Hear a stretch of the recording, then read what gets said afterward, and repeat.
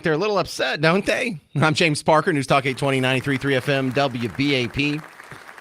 And some of you seem kind of shocked by that. Now, of course, there's the obvious double standard here of why are they so upset now when Barack Obama deported more people? Why are they upset now when 56 people died in ICE custody during Barack Obama, but they don't know any of their names? None of them got a protest. None of them he probably even got a mention on the ABC News. CNN didn't have any panels about them.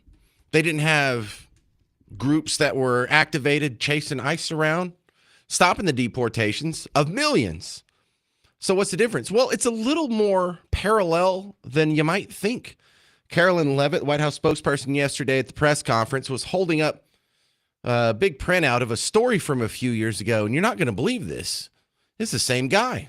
This is a Washington Post headline from 9 years ago, 2016. Meet the man the White House has honored for deporting illegal immigrants. And I would remind everyone in this room that it was former President Barack Hussein Obama who awarded a medal to Mr. Homan. So he's obviously very qualified. He has the full trust and faith of the president.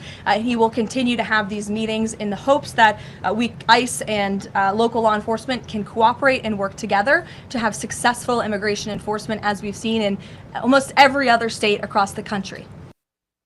Okay, that's kind of awesome. Kind of open and shut there.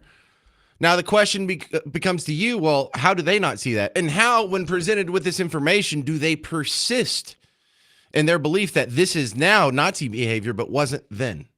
We had a great caller yesterday. The guy was trying to explain what was going on in his head. It didn't work out. He's like, well, ICE was different then. They were nicer then. It was the same guy running it. Yes, but Obama didn't have them being as aggressive. Well, it was still Tom Homan. Yes, but Obama made the difference. It was just Trump. Well, then why is it only happening in one state? Well, because they're just targeting Minnesota. We've had 10 times as many deportations in Texas. No problems. Well, it's Trump's rhetoric is what he got down to. Okay, so it is. You just hate Trump. He kind of admitted it. I don't think it clicked in his head, but it really just comes down to the hype. They are being hyped up because this is all based on trying to get people to not like Trump. This is all rage because rage gets people to turn out. Now, my first guess is going to come up in the next segment, but we're going to go back in WBAP history here and coming out of the vaults.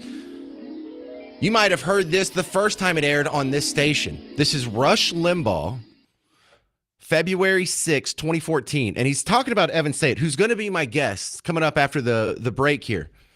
But he is the guy. He is the best guy who can explain the doublethink that we're all witnessing in real time. And not just about this ICE protesting issue, but about so many other issues. Now, remember, this is a segment from almost exactly 12 years ago. And look at how well it stands up today. Rush Limbaugh on WBAP talking about my upcoming guest, Evan Sayet. Universal field theory of liberalism, why the mainstream media gets most every story, not just wrong, but as wrong as can be, was the title of a lecture given by Evan Sayet, conservative comedian and lecturer, on January 7th at the Conservative Forum of Silicon Valley. Conservative Forum, Silicon Valley. There must have been 5 people at this. He said, liberals believe it is an act of bigotry to be an objective reporter. Now, I will admit, I find that brilliant. I wish I had come up with it. It explains a lot about trying to understand the drive-by media today. Being objective is bigoted. Why do you think that is? Well, if you're objective, it means you are unfeeling toward victims. You are ignoring the pain. If you don't see the pain, if you don't see the failure, if you don't see the suffering and champion it, then you are worthless. You're a bigot yourself. The modern liberal, there's something about his ideology that leads him to invariably and inevitably side with evil over good, wrong over right, the lesser over the better, the ugly over the beautiful, the profane over the profound, and the behaviors that lead to failure over those that lead to success. Is that not true? It is. Every word of it's true. Mr. Sayet, again, if no religion, if no culture, if no person, if no behavior, if no form of governance, if nothing is better than anything else, then success is unjust. And there it is. If no religion, no culture, no person, no behavior, no form of government, if nothing is better than anything else, then success is unjust. Why should a person, a nation, a government, a religion succeed if it's not better than any other? So liberalism says everything is equally good. Man coexist doesn't make everything meet in the middle. It makes the better bad. Why should a person succeed if that person's not better than anybody else? And a person can't succeed by being better because he's not permitted to be better, because that's unfair. That is itself unjust. So when liberalism, in order to make things right, says that everything's equally good, you can't condemn anything we do. It doesn't make everything equal meeting in the middle. What it does is enable the bad to triumph.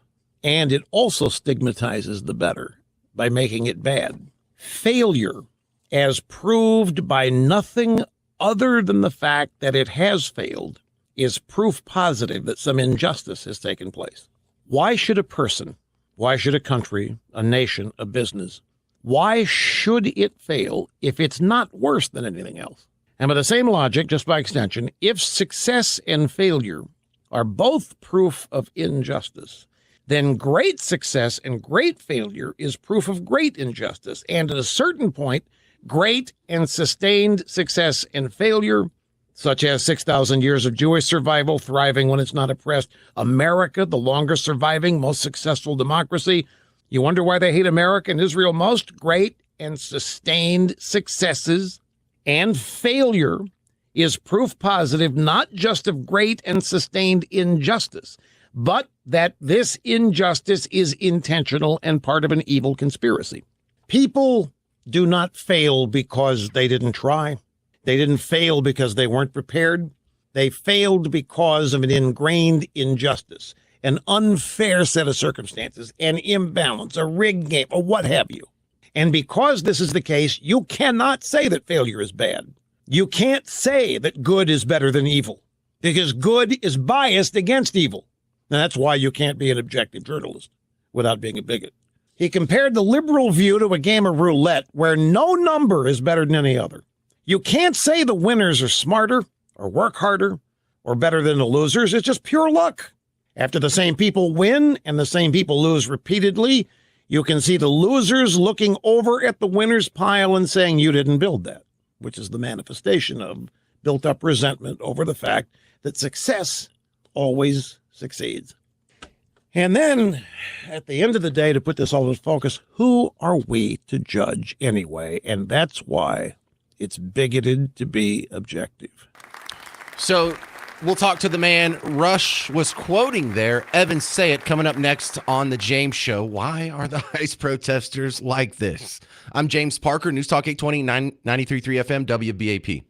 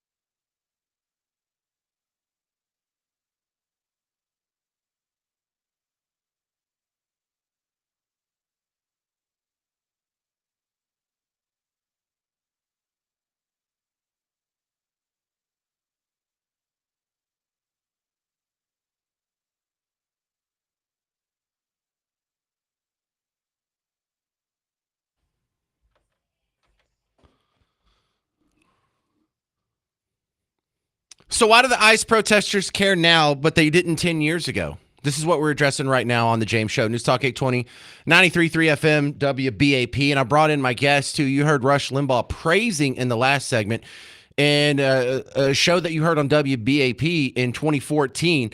And just to give you a setup here, look, this lady that's crying over the ICE deporting of illegals now, she wasn't crying 10 years ago. I've been refraining from posting a video while I'm in shambles. I have been in shambles so much over the past few weeks, and I don't want people defending what is going on to be like, oh, there goes another crazy liberal, there goes a drama queen, or she's a baby, or overly sensitive. That's not what I am. I'm a human who doesn't approve of people getting gunned down and shot in the street.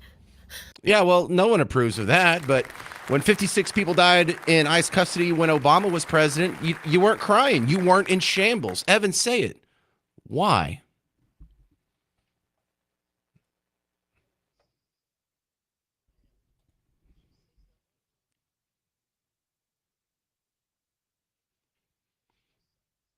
Yes.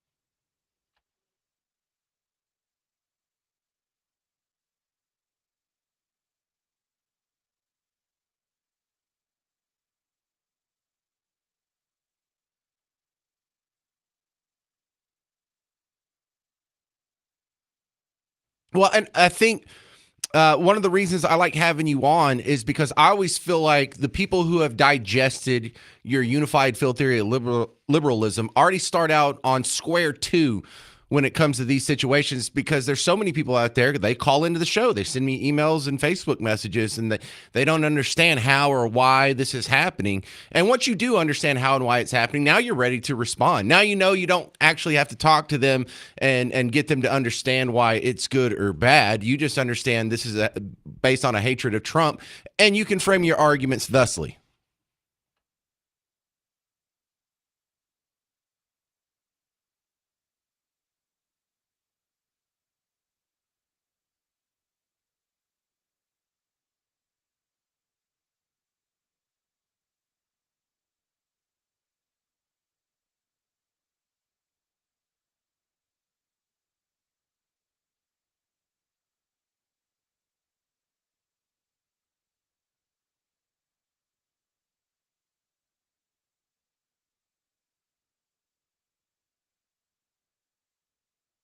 Yeah, and another thing we document on the James Show is conversion stories, and I find those to be very instrumental and helpful in helping us, kind of speed up that process. How so many people are liberal when they're younger and conservative when they're older.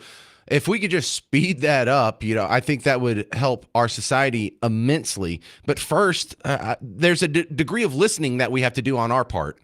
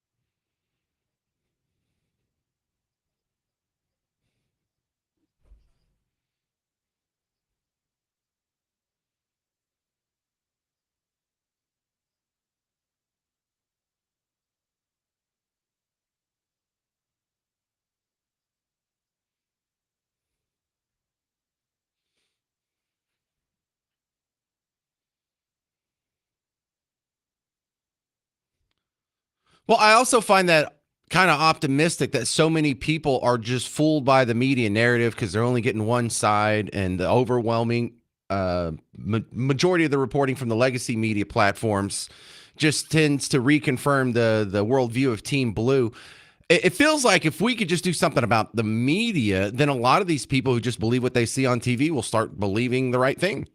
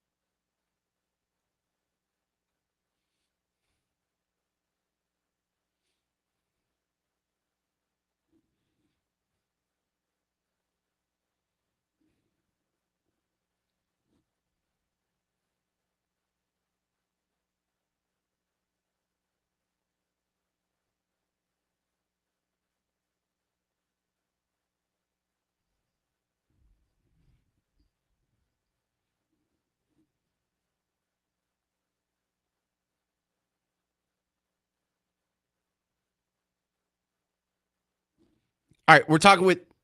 Sorry, I was just going to cut in. We got to do a break here. We're talking with Evan Sayet. You heard Rush Limbaugh praising his liberalism theory in the last segment. Coming up next, we're going to ask him, do these people really think ICE is a bunch of Nazis? Do they really think people on Team Red and people wearing MAGA hats are really Nazis? Do they really think that a civil war is on the horizon? Or are they just saying sensational things for voter turnout? We'll talk about that next on The James Show. If you have an opinion either way, 800-288-9227. You can join the conversation as well. I'm James Parker on News Talk 820, 93.3 FM, WBAP.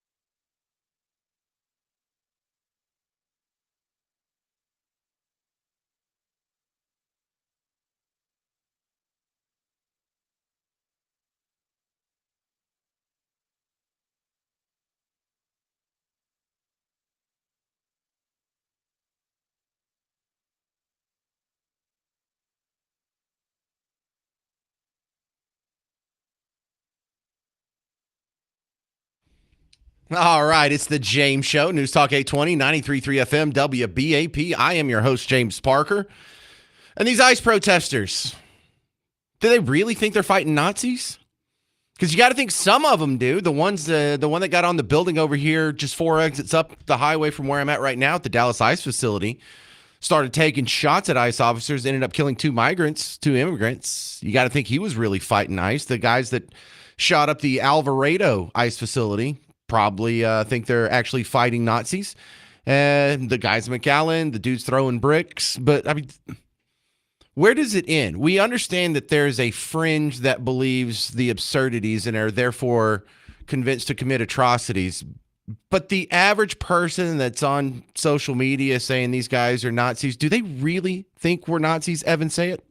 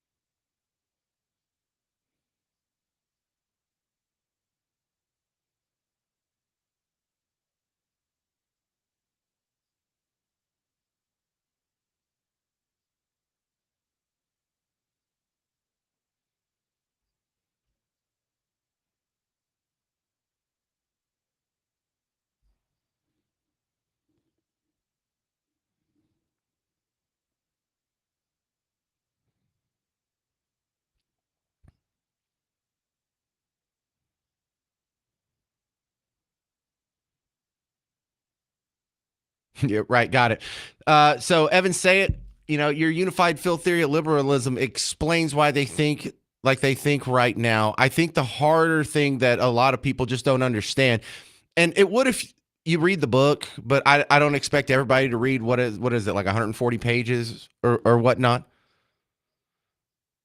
Right. You could at least go watch like his 40-minute Heritage Foundation speech that sort of kicked all this off. I think the big problem people have is, like Carolyn Levitt pointed out yesterday, Tom Homan got a Medal of Honor from Barack Obama for deporting so damn many illegal immigrants. He was praised, and it was just 10 years ago. And so you've explained, where the double think comes from. How do these people not see it? How do these people see that, oh, well, Homan got an award under Obama, but he's a Nazi now, but continue in their doublethink?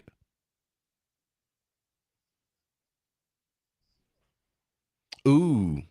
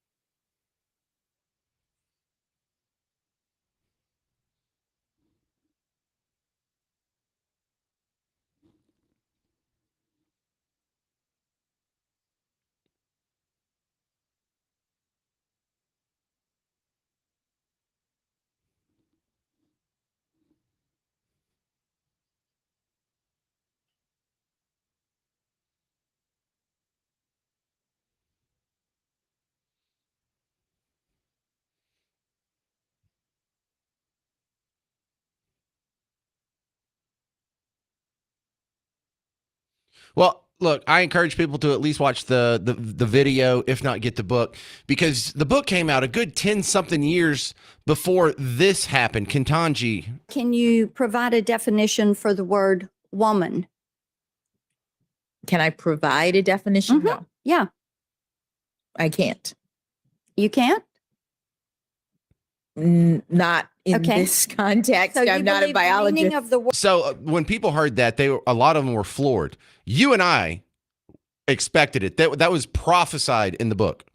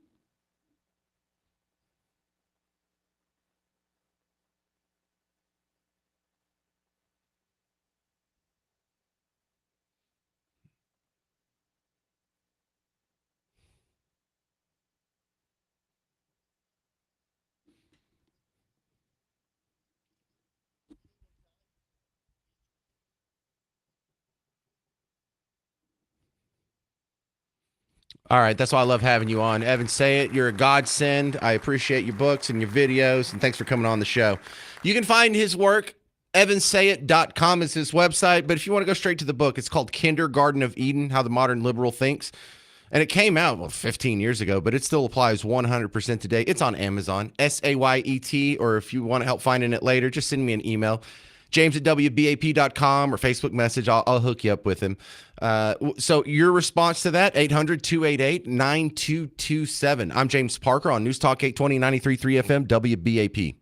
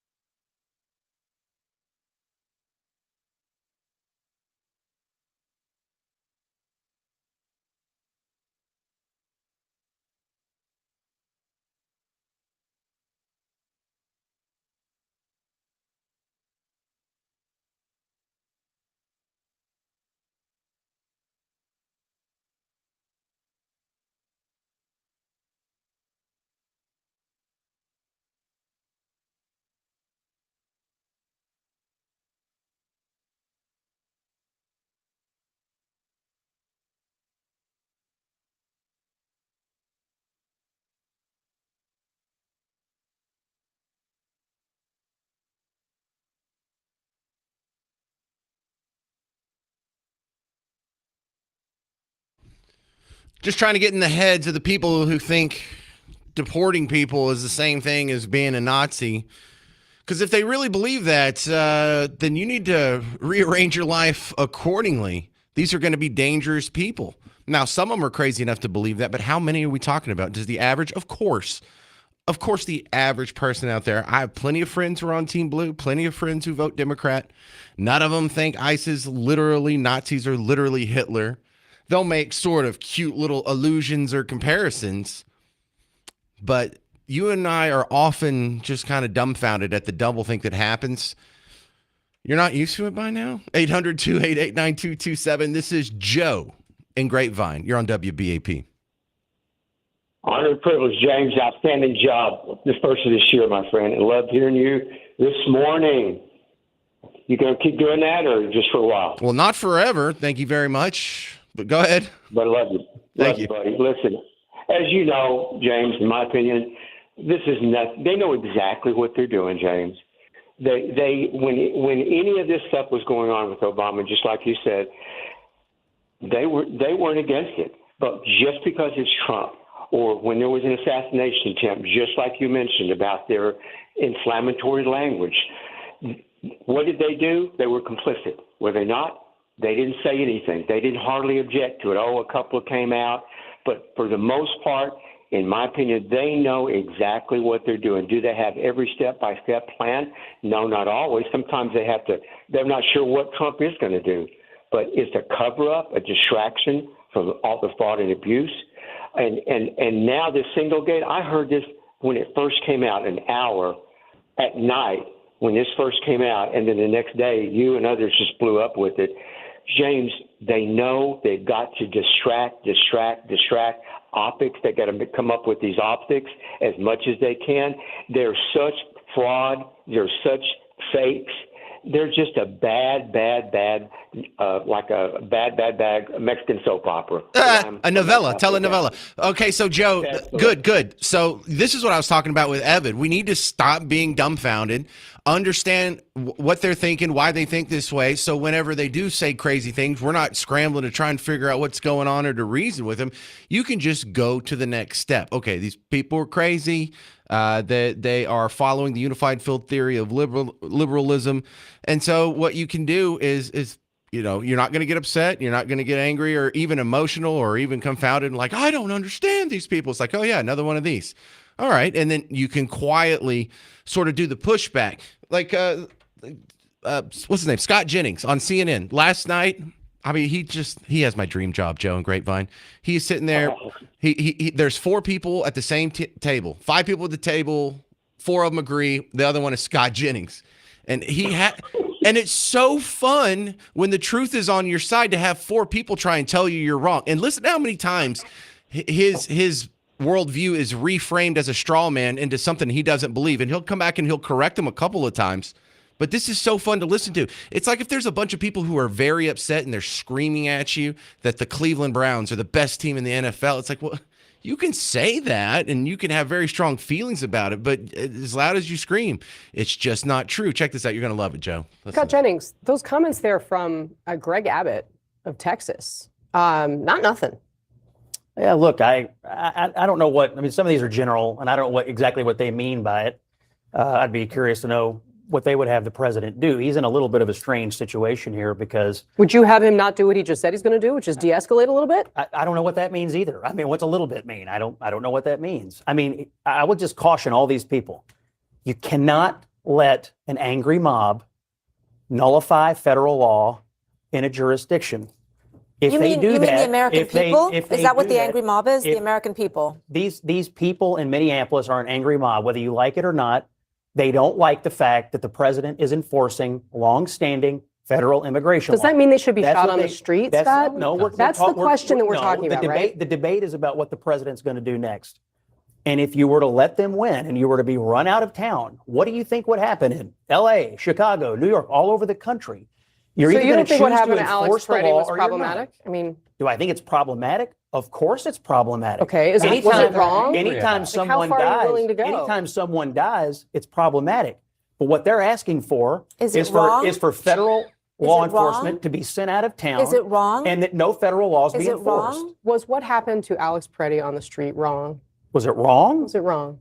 I'm waiting for an investigation, which I fully support. I don't know what the circumstances were. If I it don't was a like seeing Democratic it. president in the White House, would you be able Would to I say want an it was wrong? investigation? Would I want an Of course I would. I don't like that people have died. I don't like this chaos. I love that. So, Joji, here 4 different times he was interrupted and they were reframing his worldview into something he didn't believe. In fact, nobody believes it's okay that you should be shot in the street simply for disagreeing with the president. But that's not what happened, Joe. Well, again, thank you, James. That was excellent. They know exactly what they're doing. The media, the entertainment industry, all of these people, they're all together. They know what they have to do, James. Look who's angry. White liberal women. They're still mad about the election. Yes. You know that? Yes. I've heard other Republican conservative women say what maybe they really think it is, but I won't even say that on the air. But they are just frustrated because he's winning and he keeps winning, and as far as I'm concerned, Yeah. I'll never get tired of it. All right. Well, you get it. You definitely get it. 800-288-9227. That's Joe in Grapevine. But listen, for the 20% of you who are Team Blue sympathetic listening right now, you realize, like, when Obama was deporting people, were right-wingers rioting? No, they were not. When Obama was deporting people, were left-wingers rioting? No, they were not. So when Obama was deporting people, no one was rioting. Now that Trump is deporting people, are right-wingers rioting? Still not. We're consistent. But are the left-wingers rioting? Yes. There's your inconsistency. There is no inconsistencies. If there is, something's wrong with your worldview. No one is arguing that moms and nurses deserve to be shot for disagreeing with the president. But that's not a position anyone seriously holds, because that's not what happened. And I think we all know that. But they have to believe that in order to continue their worldview. Orange man bad. Coming up next, these calls for civil war, they sound silly, but this isn't going to happen. This is all going to de-escalate. They're going to move on to the next huge, embarrassing, sensational, whatever tragedy. And this will all be forgotten in a few months. Watch 800-288-9227. I'm James Parker, News Talk 820, 93.3 FM, WBAP.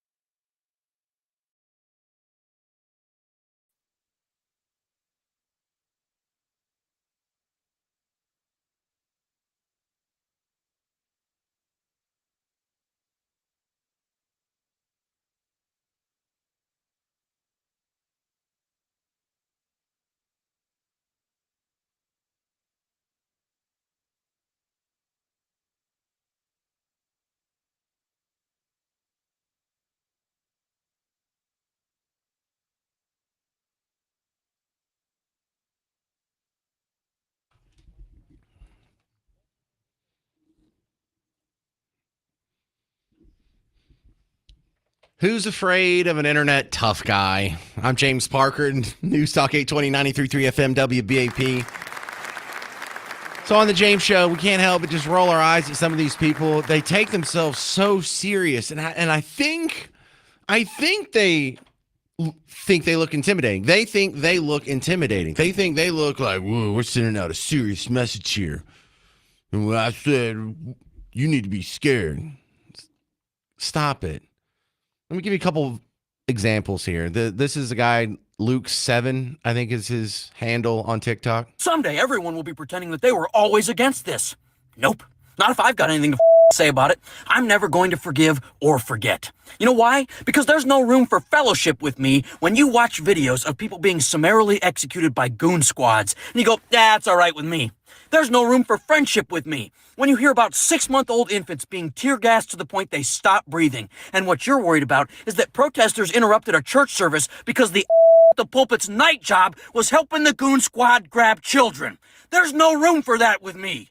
As far as I'm concerned, in 20 years, when you're ashamed and you're scared because history doesn't look kindly on fascists or fascist sympathizers, so you lie to your friends and family. You say, I didn't really support it all back then. They should know, because it is an indicator of absolute moral bankruptcy to look around this goddamn country and say, yeah, that's what I support. No, I'm not going to let you lie and pretend that you were always against this. I'm not going to. It's not like a late payment on a credit report. It doesn't fall off after 7 years. I'm not going to forget, and I don't think anybody should. Yeah, no, we're not actually scared about that, tough guy. We know that you're going to forget. We're not going to forget. Yeah, you are. You forgot that Obama was the deporter-in-chief. Didn't bother you then? He's been criticized for being the deporter-in-chief, and now a new report reveals that more than 2 million immigrants were deported under President Obama's administration. According to the Department of Homeland Security, 438,421 deportations were carried out by the Obama administration in 2013. About 198,000 of those were migrants with criminal records, but some 240,000 had no criminal records. Ooh, so scary. Yes, Obama was the deporter-in-chief. Did you forget about that? Did you remember that? You said you're going to remember these things, right? You know, I'm the President of the United States. I'm not the Emperor of the United States. My job is to execute laws that are passed. And Congress right now has not changed what I consider to be a broken immigration system. Mm-hmm. And what that means is that we have certain obligations to enforce the laws that are in place, even if we think that in many cases the results may be tragic. Yeah, you forgot all about that. I'm not worried about. Oh, we're gonna forget. Yeah, you are. Yeah, you are. Y'all, you forgot. Obama said things about gay marriage that right now get you deemed as a hate group by the Southern Poverty Law Center. This is in 2004. I think there are a whole host of things that are civil rights, and then there are other things such as traditional marriage that I think express a community's concern and regard for a particular institution. So marriage is not a civil right as far as you're concerned? I don't think marriage is a civil right. Yeah, you don't remember. You don't remember when it was, 5-6 years ago, and we weren't allowed to go to church? Did you get due process? Were you worried about constitutional rights then? Right to peaceably assemble, freedom of religion? No, didn't. Did you forget about that? Were you screaming about Nazis then? Or was I the bad guy for trying to push back against that? No, we remember. We're not scared. You guys have the worst memory ever. Even if you do remember, still don't care. Still not scared of you. Still doesn't make it wrong. We still need to enforce the laws. And I'm still okay with ICE deporting illegals. And I'm just, remember in the movie Friday, one of the big lines, the big takeaways is bye, Felicia. That's just like now in the natural lexicon. Bye, Felicia. The scene that comes from, I am Smokey in this scene. I remember it. Write it down. What's up, Smokey? Nothing. What y'all smoking on? Nothing. What you want? Oh, I need to borrow your car right quick. What kind of is that? Most people want to borrow sugar or even ketchup. You want to borrow my car? Hell no. The hell on. Well, let me borrow a joint. You need to borrow a job with your broke ass. Always trying to smoke up somebody's. The hell on, Felicia. Remember that. Remember it. Write it down. Take a picture. I don't give a. Craig. Bye, Felicia. One of the most formative scenes in young Parker's life. So you people out there getting all upset, I'm just not even worried about it. Can't even begin to worry about it. You can call me stupid. You can call me evil. It's not going to change anything. More and more convinced that whether you support Trump or not is not an issue of left versus right. It is literally an IQ test at this point, and if you still support what this administration is doing, you have failed that test. You are looking at human rights violations left and right, atrocities happening in our streets, masked men pulling women and children and people who maybe aren't documented properly, but also U.S. citizens, out of vehicles violently, out of their homes and schools and churches violently. If you still support that, it's not about immigration law. It's about loving the cruelty of it, feeling vindicated by the mistreatment of others. And that is a condition of the mind that is a sickness, okay? And that cruelty is not, there should be no place for that in our country, in our democracy, in the US. We don't get to have both. Disagree. Carry on, ICE. Doesn't change anything.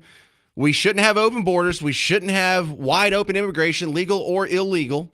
There's negative consequences to it. You haven't changed my mind. We need to get the illegals out of here. I like the deportations.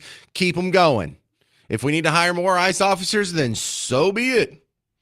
If they're going to protest, we need to start arresting them. Everyone who impedes an ICE action, they should start getting arrested. In fact, if this guy, Preddy, had been arrested the last time he scuffled with ICE officers and was still in jail, he'd still be alive. Do you realize he had broken ribs from getting tackled during his ICE imposition just a week before? Here's CNN on that story. CNN is learning that Alex Preddy had a physical encounter with federal agents about a week before he was shot and killed by law enforcement. Sources tell a group of federal officers tackled him while he was protesting. Priscilla Alvarez. Yeah, so he wasn't just some nice guy that was walking down the street and ICE decided that they were going to execute him for helping a little old lady who fell down and got pepper sprayed. No, he had repeatedly over and over impeded ICE, which is illegal. I could pull up the statute and read it to you if you want. And he finally got negative consequences tied to his very bad decision beyond broken ribs. He already had broken ribs, still making the same bad decisions. My level of sympathy drops dramatically in that situation. Still a tragedy, still wish it didn't happen. May still even be a bad shot. That officer still might have to go to jail for what he did. Doesn't change my mind about immigration or ICE or enforcing the law or getting rid of illegal immigrants. It's just the emotional blackmail doesn't work anymore. Coming up next, State Rep Brian Harrison, the worst guest on the James Show on a regular basis, actually coming in with some good news. Looks like Governor Abbott has put a pause to H-1B visas in universities. I don't think they should ever be turned back on. I'm James Parker. It's News Talk 820, 93.3 FM, WBAP.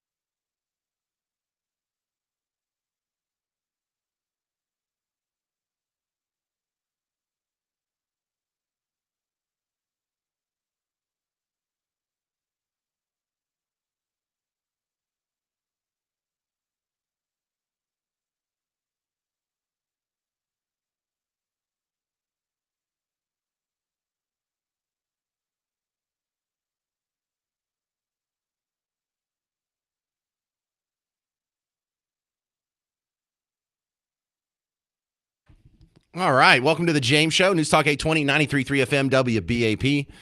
My next guest, usually a terrible guest. I think he's going to be pretty good today. State Rep Brian Harrison coming on. And, just out of habit, I think the studio audience is already a little reluctant. But you've got good news this time. I think we might actually be able to declare a victory for once on the James Show. And this is about the governor pausing H-1B visas in the university system. Brian, pretend like the guy listening to us doesn't know anything about this story and tell him how we got here.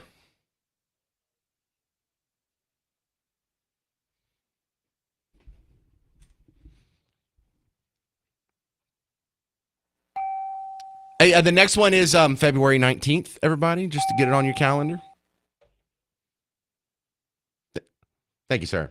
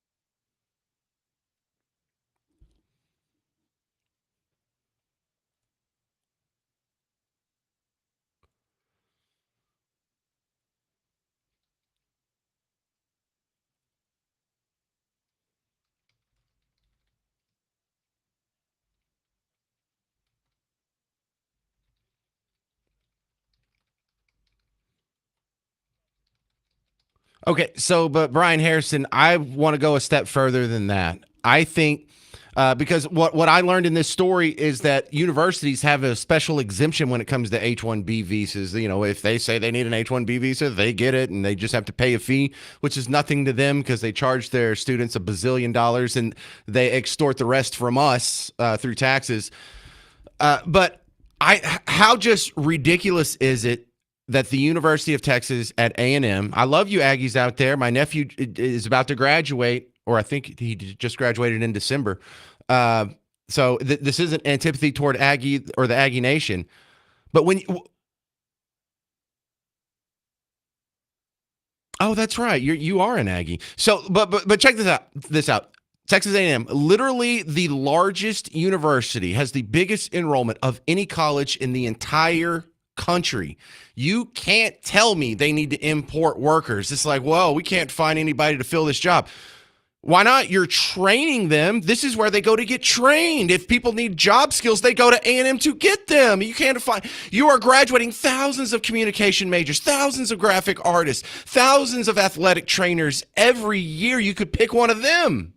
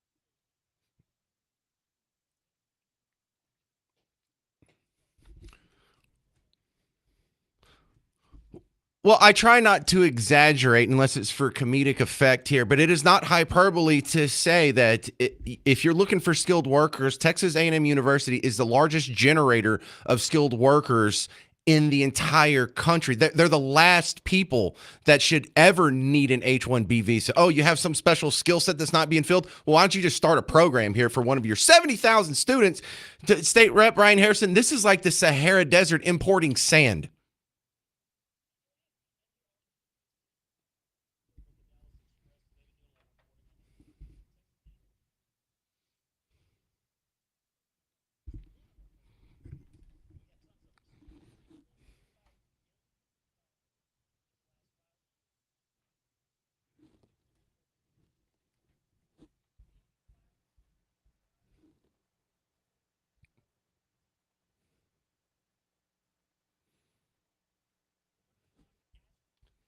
Yeah, let's step aside. Can you do one more segment with me? I kind of ran out of time here. Okay. State Rep Brian Harrison, he is your state rep from the Midlothian area. We're going to continue exposing the H-1B visa abuse in Texas universities and talk about the next step. I'm James Parker. It's News Talk 820, 93.3 FM WBAP.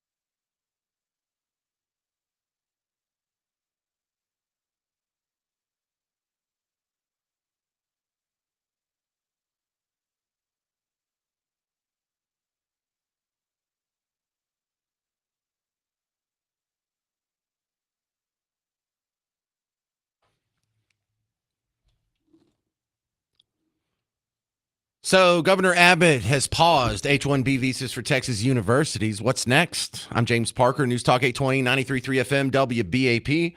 Continuing with my guest, State Rep Brian Harrison out of Midlothian. And he's being good today, guys. We like him today. It's okay. Stop it. We actually have a victory here. And State Rep Brian Harrison, I don't like the idea that they're paused. This makes me think that they could just be unpaused at any time without any real reform. The other part of skeptical, maybe even cynical, James, is that how does Greg Abbott and the powers that be not know about this already? Are they just pretending like, oh, well, I didn't know this was happening. We better pause this.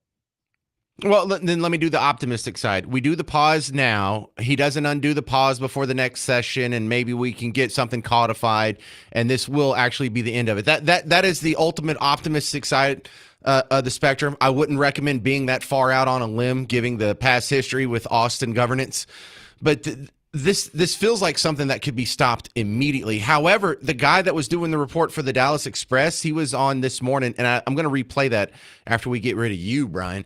But he was saying he has another report that's going to show this is going on at Dallas ISD and many other school districts.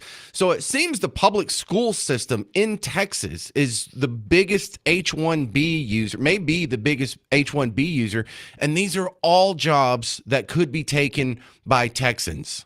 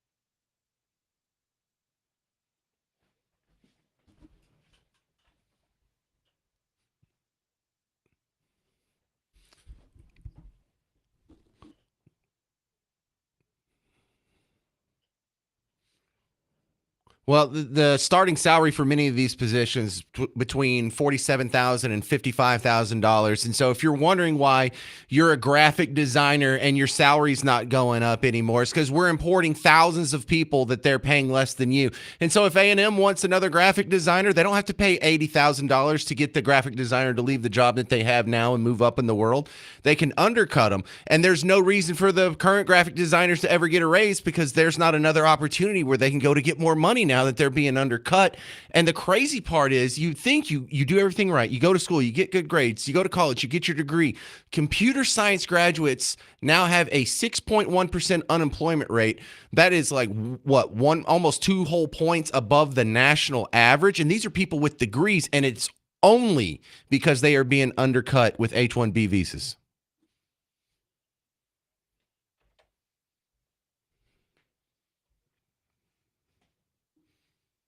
Hey, we've got 30 seconds.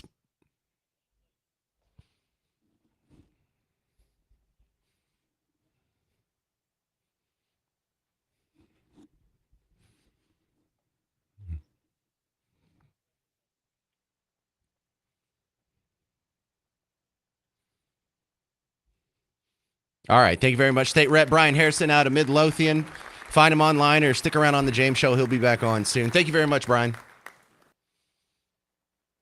All right, coming up next, I'm going to replay the interview I did this morning with the guy who opened this story up with the Dallas Express. You'll meet Kellen Jones next on News Talk 820, 93.3 FM, WBAP.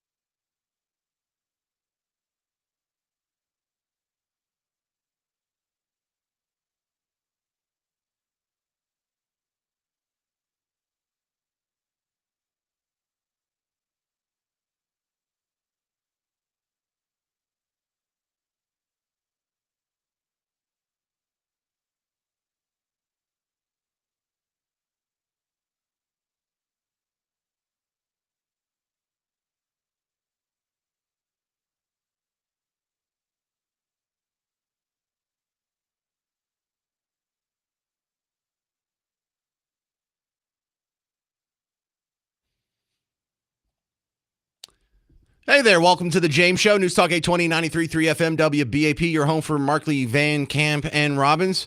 We're just exposing H-1B abuse in Texas universities.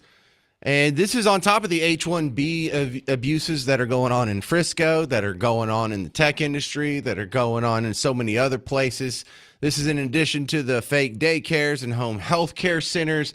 They just can't stop abusing the American taxpayer for the benefit of foreigners. And this just seems so egregious. Like, they had to know this was going on. But the guy that's breaking the story here on the Texas A&M aspect for it, Kellen Jones from Dallas Express, we talked to him this morning. I broke it down into two parts. Here's the first half. Well, hey, Kellen, nice to meet you. Thank you for having me on. Great to meet you. Well, Kellen, I'm having you on today because of your awesome reporting on how much A&M has spent hiring H-1B workers. Great. I'm thrilled to talk about this. If you've seen my recent reporting, you might have seen that Texas A&M spent $3.25 million in fees and other expenses hiring alien labor over the last 5 years. And you may be saying, well, hey, $3.25 million in fees is not that much because we're probably getting Einsteins, right? You're getting the Einstein of Beijing or Calcutta. Right. That is not the case based on what we've seen in our reporting. Yeah. So you were showing some of the job listings that were being filled by people from India, and it's like a communications job. There was like a graphic designer job. It was like an accountant. It's like, you mean to tell me out of a university with 70,000 students, literally the largest university in America, they have to go all the way to India to find the nearest graphic designer? 72% of H-1B visas go to India, and about 12% go to China. A&M has hired about 650 H-1B workers over the last 5 years, and most of the roles they hired for were these low-level instructor roles, most of which did not have tenure. So that's sort of a signal that the person that they're hiring is not the most brilliant person from whatever country they're bringing them over from. And in the case of software developers, you mentioned the communications managers and graphic design, but software developers, they had several applications in with the Department of Labor on this. And software developers face 1 in 4 of them are unemployed or underemployed. And yet Texas A&M had to go overseas to find one. Yeah, so no one believes that. What's their excuse? Well, I asked Texas A&M, and they wouldn't respond to us. In fact, there was a lot of chicanery and lack of transparency going on with Texas A&M. They did not respond to our request for comment. And I had to fight for 2 months to get these documents. You may know that under the Texas Public Information Act, when someone requests public records, when a taxpayer requests public records, typically an entity has 10 days to hand them over. After 2 months, I reported the university to the attorneys general and did a story on the fact that we had reported them. And then suddenly the H-1B records materialize. We know now from later reporting from Quorum Report and Bullpen, and the Texas Tribune gave us credit for this, that the day my report dropped is the day that the governor launched his investigation into H-1B. And what we know now is that the governor has ordered a halt for about a year on the H-1B visa program in state entities, such as like the Texas Workforce Commission and public universities. So do we have reason to believe this could be happening at pretty much every big public university in Texas? Yes. Most public universities in Texas are hiring H-1B labor, and this is enabled by the federal law. There was a carve-out in the Immigration Act of 1990, and by the way, both Republicans and Democrats share responsibility for that because George H.W. Bush signed it into law and Ted Kennedy helped shepherd it through the Senate. But there was a carve-out in that law that exempts public universities from the H-1B cap. the 85,000 visas that the private sector has to compete for. So public universities, including any public university in Texas, can have just about as many H-1B workers as they want in most cases. All right, we'll play you the other half of the interview with Kellen Jones, the investigative reporter at the Dallas Express, who is uncovering the fraud, or I guess abuse, of the H-1B visa system at Texas universities. And look, if it's this widespread, if this is happening in secondary schools, in public schools, also in universities, also in the tech industry, some people are looking around saying, is this why my career is stalled? Is this why I'm a software developer who hasn't been able to get a job in the last 6 years? Is this because why are we importing thousands of people here to do these jobs when people with a computer science degree have a 6.1% unemployment rate? We shouldn't be importing hardly any of these people. But this is for all of these jobs. Are you a graphic designer? Are you married to a graphic designer? Are you married to a communications specialist or communications major? Are you married to someone who's an athletic trainer or someone who's in IT? Because if they are not happy with the way that their career has stalled, it very well it's likely that this is one of the primary causes. Why would they get a promotion? Why would they get hired when someone else is going to come in here and do it for half the price? And then they're going to get paid with your tax dollars on top of that. So stick around. The second half of my interview with Kellen Jones on H-1B visa abuse, absolutely destroying the careers of Texans, coming up next on News Talk 820, 93.3 FM, WBAP.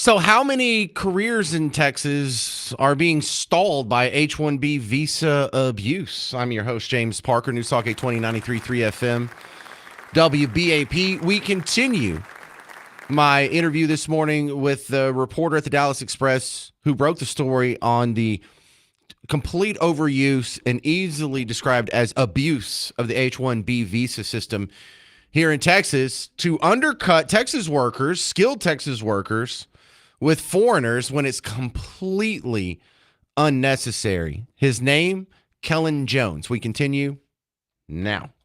H-1B visa use at Texas A&M alone is incredibly questionable. And then you extrapolate that out. If this is happening at most public universities in Texas, we're talking about thousands of jobs, taxpayer-funded jobs. Your money is being taken from you and given to someone. They're flown over here, and we just set them up with a salary. At least they're teaching a class or something. It's better than what's going on with the Somali daycare, I suppose, but it's not a whole lot different here. The taxpayers are on the hook for people that are replacing them. These are jobs that you could have. These are jobs that your spouse, your son, your daughter, your brother-in-law, these are jobs that would go to Texans, but now we're subsidizing foreigners to take jobs.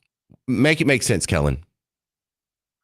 There's a element here. You see it a lot on social media. You see it a lot online to treat the H-1B visa as if it's Nick Shirley's exposés in Minnesota, that there's a Leering Center, if you remember that, the misspelled learning center that set all this in motion, that there's this big secret scam that if someone digs around enough, they'll discover. But that's really not the case. A lot of this is legal, and it's happening right under your nose. Many public entities in Texas hire H-1B workers. The federal government hires them. Local school districts hire them.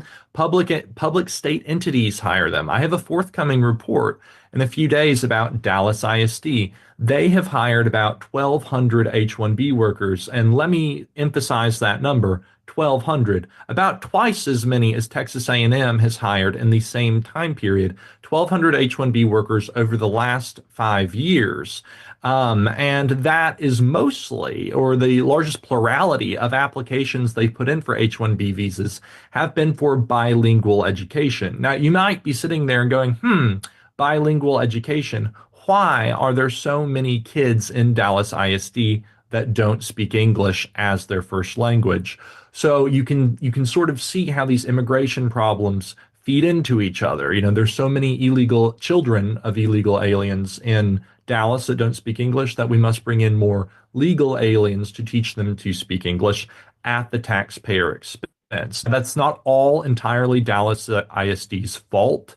We'll explore this a little bit more in my forthcoming report, because Dallas ISD under Plyler, a Supreme Court case from Texas from the 80s, cannot deny educational resources to illegal alien children. So they're forced almost to bring in legal alien labor to teach them. All right, Kellen Jones, why Indians? I understand why we have so many illegal Hispanics here, because geographically they can just walk here.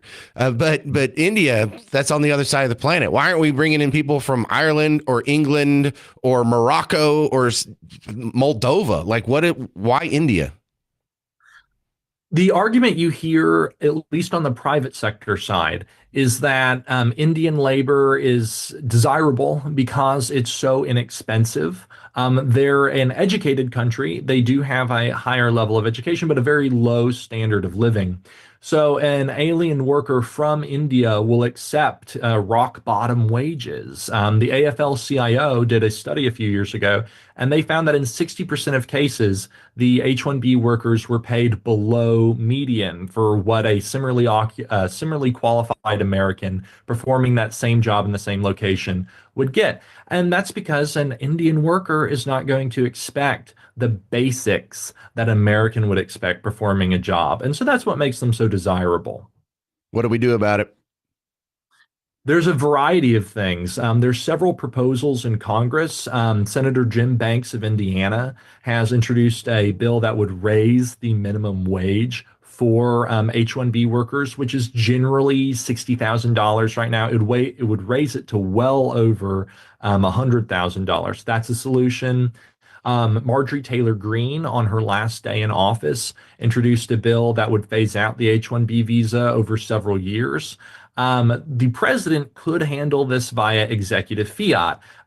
Immigration is fundamentally in his control, and so he could just choose through several different means to prefer aliens from Ireland, where there's a lot of doctors we might want, or nurses, or German engineers over some of the most alien cultures to the United States. That's in his power, and he could do it tomorrow if he chose to. All right, you have a report on Dallas ISD coming out soon. When do we expect that? Where do we find it? I've sent out all the requests for comment, and we've gathered all the data. And so the deadline I have for Dallas ISD is Thursday. So that report should probably run Thursday night or Friday morning. Where at? DallasExpress.com. And there he is, Kellen Jones. Another independent journalist doing work that seems to be just easily uncovered by anybody who's looking for it. Again, independent journalists running circles around the networks. All right, coming up next, you're going to hear Jimmy Kimmel cry on his show about the people who lost their lives in the ICE shootings. And it's weird, number one, because did he cry for any time an ICE or someone died in ICE custody before? And why is that different? But also, isn't that supposed to be a comedy show? Why are you crying? 800-288-9227. I'm James Parker on News Talk 820, 93.3 FM WBAP.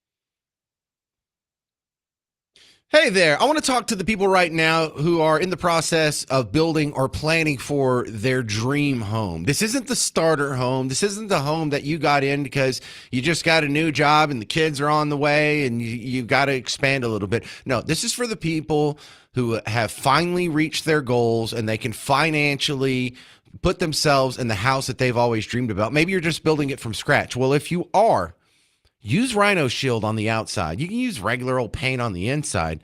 But this weekend was a great example. If you had Rhino Shield, you would have saved yourself a ton of money on heating costs because there's a 6.9 R factor. That's how they measure how well something insulates your house. It's 8 to 10 times thicker than paint. Also, over the weekend, there's a lot of people out there who use boring, old, obsolete paint, and the contraction of their house, the extreme sub-freezing temperature, this is where the cracking comes from. And then when it expands back out, it's just going to start peeling and curling off and flaking on the edges. The people who have Rhino Shield don't have to worry about that. So is it really your dream house if you're cutting corners on the outside? Is it really your dream home if you don't have Rhino Shield?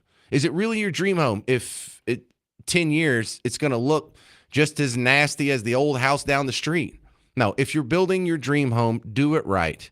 Spare no expense, get the best technology we have, and it'll look great and it'll last longer. And you'll never have to paint your house again. We don't paint our house anymore. We coat our home.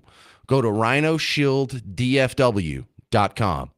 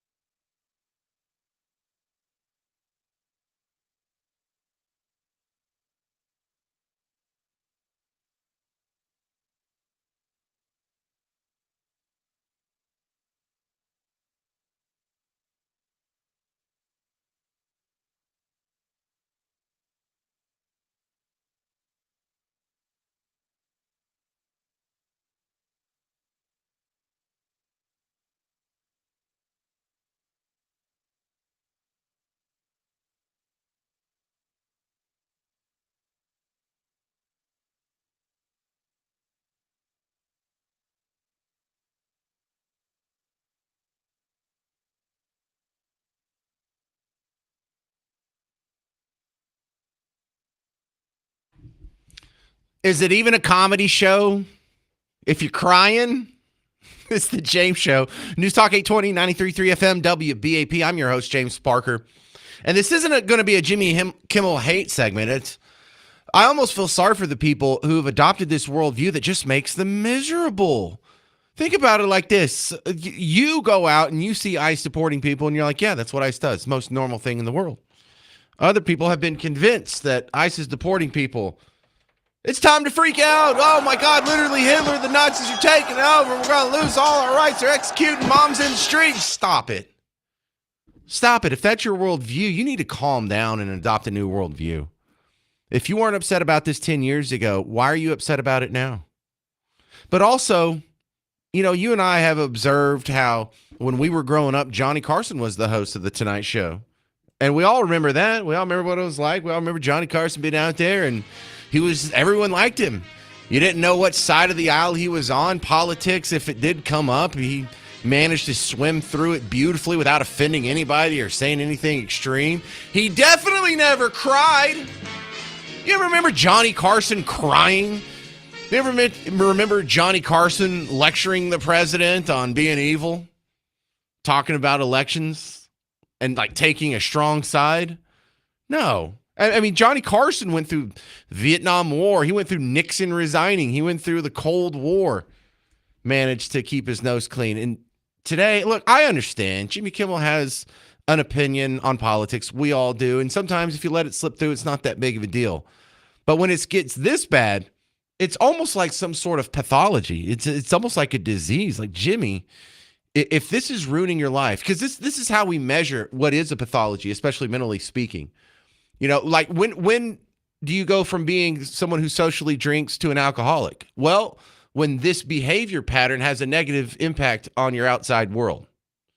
You know, how do you know you're a workaholic? Well, if your behavior is having a negative impact on your well-being. And so here it is, just making himself miserable. But listen, I'm going to play you like 2 minutes of this. I want you to realize this isn't a monologue of what's supposed to be a comedy show. Tell me, do you hear one joke? At the end, you hear people cheering and clapping, but are they laughing? So what happened? Did they just turn a comedy show into a political lecture? And the answer is absolutely. We see these videos in which we clearly see one of our fellow Americans executed by ICE, and they won't even admit that it was a mistake. They say the Honda SUV Renee Good was driving was weaponized. They say the gun Alex Preddy had a license to carry in an open carry state. All right, many of these same people screamed very loudly about when it was Kyle Rittenhouse carrying the gun, a gun that Alex Preddy did not even draw, did not touch, a gun that was taken from him by one of the agents before he was shot dead by the other ones. They fired 10 times on an ICU nurse. They're telling us, well, it was justified, you know? Is that the law and order that you voted for if you voted for this? Every day is a nightmare now. My wife and I have family in Minneapolis. They're afraid to take their kids to school. They're afraid to go to work. Hang on, life's a nightmare now? Is your life a nightmare because ICE is deporting illegal immigrants? Mine's just fine. Are you worried about taking your kids to school? Think you might just get shot in the head for dropping off your kids at school? Of course not. No rational person thinks that or should think that. And if you do think that, then you have left the Venn diagram of rational. I can only imagine how people who aren't white feel about this. How does this end? What's the plan here? Is the plan to just keep doing this in every city that didn't vote for Donald Trump? Does anyone on any side believe this is good leadership? We keep saying we need to find subjects that we can agree on. Can we agree that peaceful protesters, including moms driving SUVs on their way back after dropping their 6-year-old off at school, and a nurse who stepped in to protect a woman from harm, don't deserve to be shot dead in the street by the people we are paying to protect us? Can we agree on that? I mean,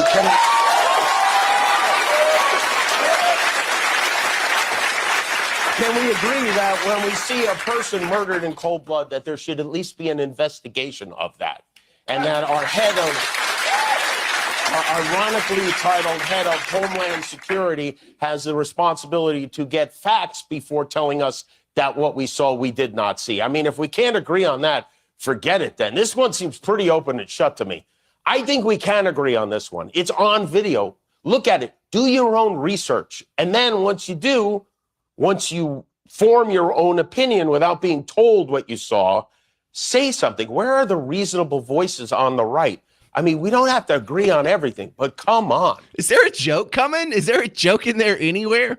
Once you form your own opinion without being told what the thought. Yeah, that's like 20 seconds after you told everybody this is clearly murder, and if you don't believe what you see, then oh my goodness, he's like doing the thing that he's accusing you of doing.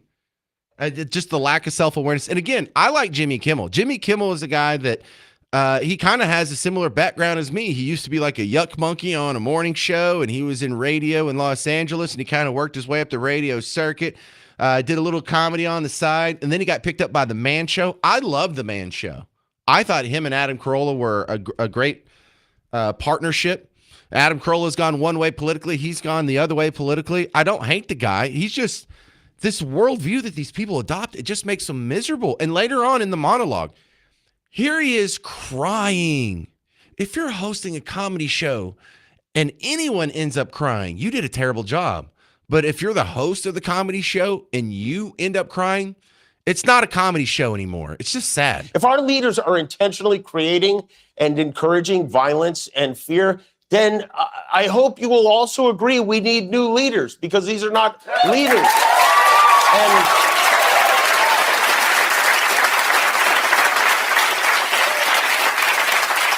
And to the people of Minneapolis, to the Preddy family and the Good family, and these people who were looking out for their neighbors, we want you to know that we are with you and you are not alone.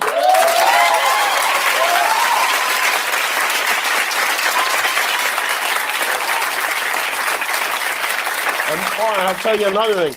We also want to see those Epstein files already. Oh, yeah. Y'all are really onto the Epstein files. We totally forgot about it for 4 years, but now that it might make the other guy look bad, we're all on the Epstein files. And a lot of people in the comment section under this correctly pointed out that there's a lot of projection here. Like if your leaders have you just so riled up. Remember the beginning of that? Let me play that. If our leaders are intentionally creating and encouraging violence and fear, then I hope you will also agree we need Okay, stop. It's your leaders that are intentionally creating violence and fear. It's because it's not a problem with ICE. If it was a problem with ICE, we'd be having problems like this in Texas and Louisiana and Florida and the other 49 states where ICE is operating. If we only have problems in one state, and it's a state where we just uncovered $9 billion in grift, and the governor and mayor and attorney general and all the other politicians up and down the row from Ilhan Omar to Amy Klobuchar, congressmen and senators are all gassing up their people, then the problem is with the leadership of Minnesota. Not in D.C. If it was a problem with ICE or the leadership in D.C., why have we deported 10 times as many people out of Texas than Minnesota, but we're not having these problems? We're not having barricades. We're not having people run around blowing whistles behind them. They just did a big ICE operation yesterday up on 35. Were there any people showing up, blocking them with cars, blowing their whistles, giving them a hard time, cussing them out? I don't know. Sometimes I think people like that, they're well-intended, and they have a chance to wake up. I don't think it's the most likely scenario, but I think it's a likely scenario.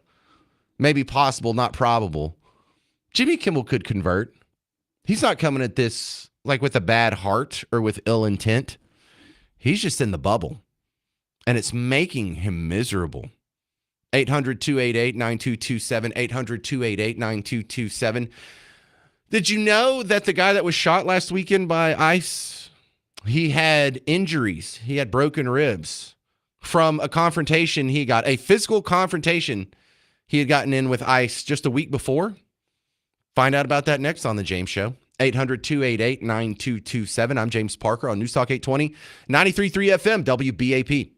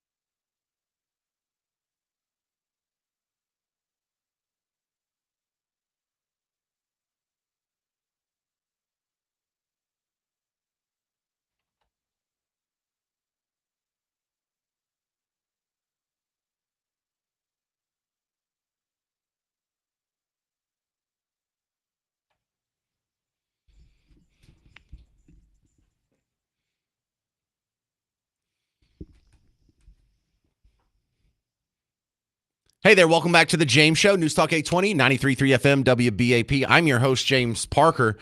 And just like all these stories, the longer we get away from the incident, the more and more info that comes out on the backstory, the more it kind of puts things into context. And in the shooting of Alex Preddy by ICE, some people were surprised to learn that he actually had some injuries from a recent scuffle he had with ICE. This is reporting by CNN, Dana Bash yesterday. I don't remember her guest name, but this is them discussing it. CNN is learning that Alex Preddy had a physical encounter with federal agents about a week before he was shot and killed by law enforcement. Sources tell a group of federal officers tackled him while he was protesting. Priscilla Alvarez is breaking that story for us. What else are you hearing, Priscilla? Dana, we're learning more details along with my colleague Jeff Winter about what exactly transpired a week before Alex Preddy was shot in Minneapolis and died this past weekend. Now, in this earlier incident, he stopped his car after observing ICE agents chasing what he described as a family on foot and began shouting and blowing his whistle. Preddy later told one of these sources that 5 agents tackled him and one leaned on his back, appearing to leave him with a broken rib. According to this source, and I'm quoting here, that source said, quote, that day he thought he was going to die. Now, Preddy was later given medication that is consistent with treating a broken rib, according to records reviewed by CNN. Sources also say that he was known to federal law enforcement, though it's unclear whether it was this incident or another, with federal agents that they knew of him. It's also unclear whether the officers who tackled him on Saturday knew who he was. What we do know, however, is that federal immigration officers have been collecting personal information of protesters and agitators within the context of what the Department of Homeland Security has warned is repeated threats towards officers as they are conducting immigration enforcement operations. In fact, just Tuesday, the department also publicized an online tip form to share information about people allegedly harassing ICE officers. We've also heard Tom Homan, the White House border czar, say that a database would be created for those who are arrested for impeding law enforcement. But thus far in our queries to the Department of Homeland Security, they have said that no such database exists. Now there's a video that Internet Ninjas have found from a protest that happened 11 days before Alex Preddy was shot. And when I say protest, it's more than a protest. We need to stop using those words. Because protest is when you stand on the sidewalk and you hold a sign. Once you start blowing whistles and standing in the road and cussing them out and getting in their way, and in this video, he's kicking the vehicle of an ICE agent as it's trying to drive away. And when I say kick it, it's not like he's tapping the tires with the toe of his Adidas. He actually breaks one of the taillights. And when the taillight breaks, the SUV stops. An ICE agent gets out. The guy starts to run away, but he's not I don't want to make fun of him for not being athletic. That's not even the point here, but he's caught quickly and brought to the ground kind of roughly. Now, what we've been saying is in order to minimize the danger, not just for the ICE agents, for the protesters, no one delights in Renee Good dying or Alex Preddy dying. Some of us have less sympathy for them because they keep repeatedly putting themselves into dangerous situations illegally, I might add. It is legal to protest, but it is not legal to impede officers. There are statutes for that. They have names. And so this happens over and over and over. The sympathy kind of dwindles a little bit. But if they had actually given these guys the January 6th treatment, he would still be alive. Can you go up and kick the tail light out of a cop car and then just continue on about your business? Was he arrested? Was he charged with a crime? Did they go easy on him? Was he arrested and charged with a crime and some sympathetic softy judge let him out with no bail or with light bail or no recognizance or a recognizance bond? There's a lot more questions on this. But if they actually enforce the laws as they're written, not just for immigration, but for protesting and impeding law officers in the execution of their duties. Would this guy still be alive? That makes it even sadder. The people going easy on him ended up facilitating his death. That's some heartbreaking stuff.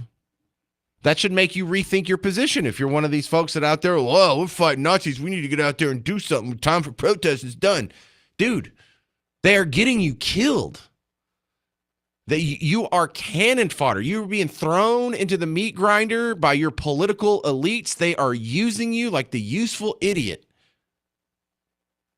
And if you agree to do it, you are a useful idiot. And I don't mean that as a pejorative. I mean the communist term, useful idiot, where they get the sort of woke lib-left guy to agree to do these things on behalf of the elites, not knowing the full blueprint of what's going on. You don't see AOC out there kicking the back of an ICE vehicle, do you? Why? Because she doesn't want to get hurt. She doesn't mind if Alex Preddy gets hurt. Elizabeth Warren doesn't mind if Alex Preddy gets hurt. Jimmy Kimmel doesn't mind if Alex Preddy gets hurt. In fact, that's good for the cause. And look, the polls are starting to show. A new survey came out. Most of Americans think the ICE tactics may have gone too far. Either have gone too far or may have gone too far. That's a majority now. It's working. So what do you want if you want to stop ICE, if you want to win in the midterms? You need about 4 or 5 more of these, and then you're guaranteed to have a great midterm. Do you care if it cost a few people their lives? No. You didn't care if it cost people their lives during COVID when you were sticking sick people in nursing homes and locking them in their house and injecting them with experimental vaccines and new technologies that would never... They don't care about life. They don't care about you. You're being used, protesters. You understand that? You are being used. This is not in your best interest. This is not in the country's best interest. This is only in the best interest of a handful of moneyed elites who are exploiting the taxpayers and your sympathies to gain power for themselves. And somehow we're the stupid ones. 800-288-9227. 800-288-9227. Coming up next, a couple funny viral videos to get us out of here. I'm James Parker, News Talk 820, 93.3 FM, WBAP.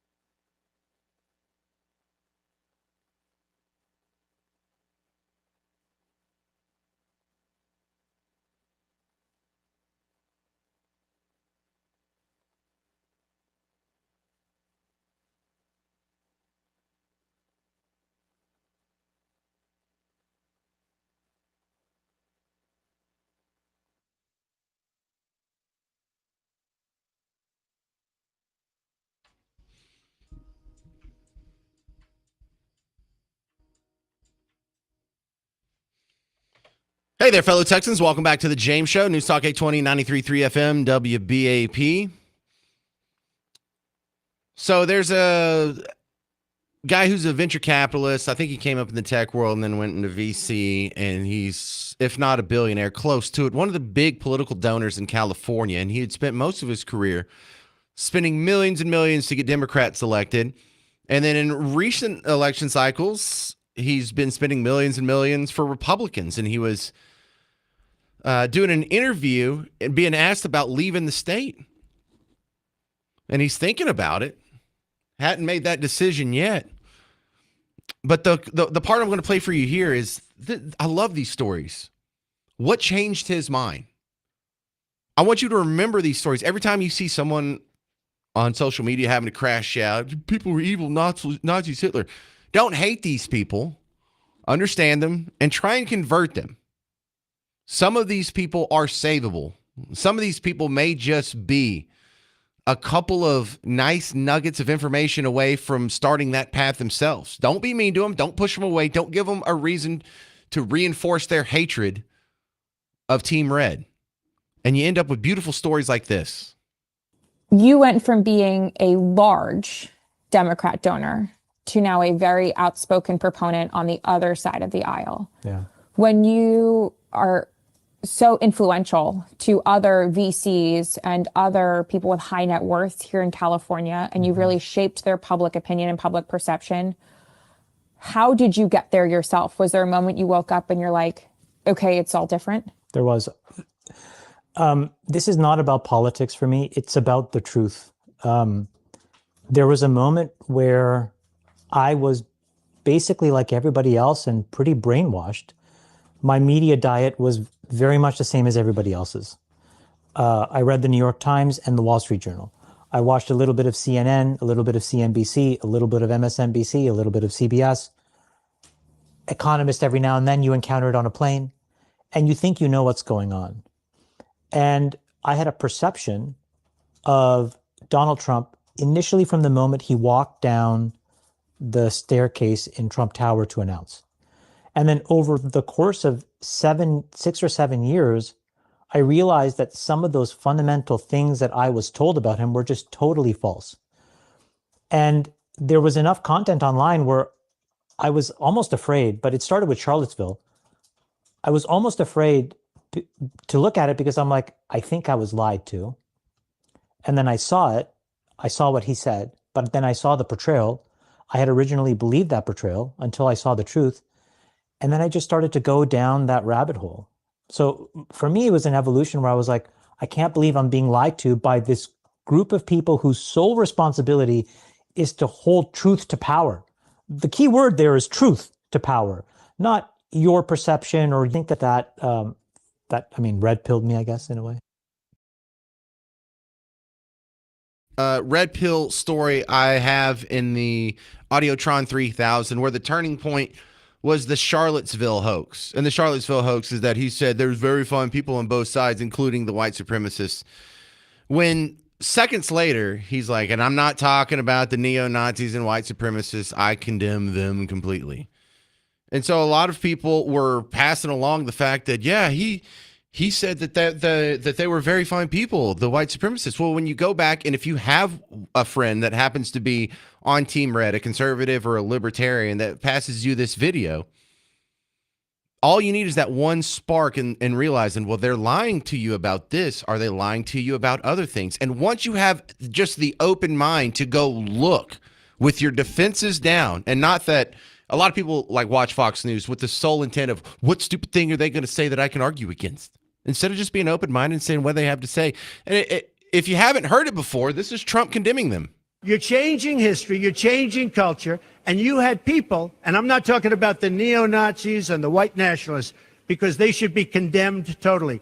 But you had many people in that group other than neo-Nazis and white nationalists, okay? And the press has treated them absolutely unfairly. The other one is the district attorney for Philadelphia, the DA. You remember earlier last month when he told ICE to GTFO? It was the same time Jacob Fry, the mayor of Minneapolis, told him to GTFO. He did it too. He didn't actually say the word, but this was him. If any law enforcement agent, any ICE agent, is going to come to Philly to commit crimes, then you can get the F out of here. All right, so this is him this week. He's got some similar strong opinions for you. ICE. Again, this is Krasner. This is a small bunch of wannabe Nazis. That's what they are. Stop. In a country of 350 million, we outnumber them. If we have to hunt you down the way they hunted down Nazis for decades, we will find your identities. We will find you. We will achieve justice. Oh, we know. We saw what you people did to the January Sixers. But I love how they're so awesome. They're like GTFO. And it never works out. You never sound as cool as Ari Gold from Entourage when he's firing somebody. You're fired. And in case your ears are get the out. And the next person I see juggling, tap dancing, or baton twirling, or doing any other circus-like tricks will join him, all right? One strike policy applies. Now get back to work. That's how you tell someone to GTFO. Love that. All right, stick around. Coming up next, our buddy Mark Levin. In the meantime, if you need more James Show action, I'm about to step aside, put up the podcast of today's show. And also, we have a lot of great videos and highlights and clips on social media, Facebook, Twitter, all the things. YouTube has a whole bunch of stuff up there. If you go to the WBAP Facebook, you can see the picture gallery from the very pathetic, although adorable snowman contest that we had over here. There were like 5 or 6 entries. Notice I didn't say 6 or 7 entries. Are we just children about it? Yeah. But it's absolutely adorable. Check it out. Congratulations to the winner of the James Show Snowman Contest. That was Janet in Mesquite. Thank you very much for hanging out. I'm James Parker. This has been the James Show. News Talk 820, 93.3 FM WBAP.